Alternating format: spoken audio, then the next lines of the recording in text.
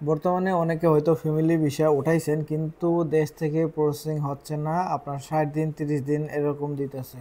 কিন্তু ভিসা উঠাইছেন 1 বছরের জন্য, 365 দিনের ভিসা পাইছেন কিন্তু ভিসা প্রসেসিং হচ্ছে না দেশ থেকে।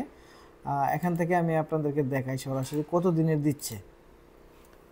কারণ কিছুদিন কিন্তু বন্ধ ছিল, বন্ধ হওয়ার পরে কিন্তু এখন চালু করে দিছে। আপনার সৌদি আরবে 1 বছরের ভিসাটা ঠিকই উঠতেছে, কিন্তু আপনার দেশ থেকে প্রসেসিং হচ্ছে কয়দিন এখানে সরাসরি দেখেন।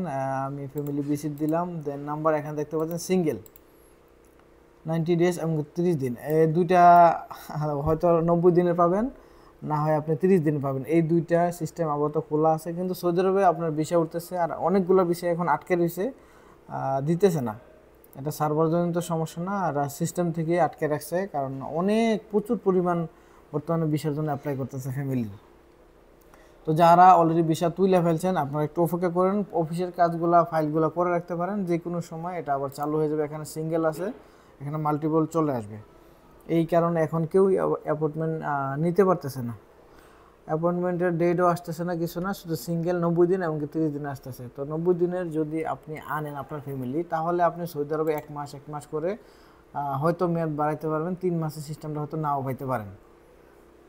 তো আশা করছি বুঝতে পারছেন, যারা ভিসার জন্য অ্যাপ্লাই করছেন বা দেশ দিয়ে প্রসেসিং করতে পারতেছেন না, এখানে জোর করে কিছু হবে না, সিস্টেমই বন্ধ করে রাখছে। ইনশাল্লাহ চালু হইব, চালু হইলে অবশ্যই ভিডিও বানিয়ে আপনাদেরকে জানিয়ে দেবো। ধন্যবাদ।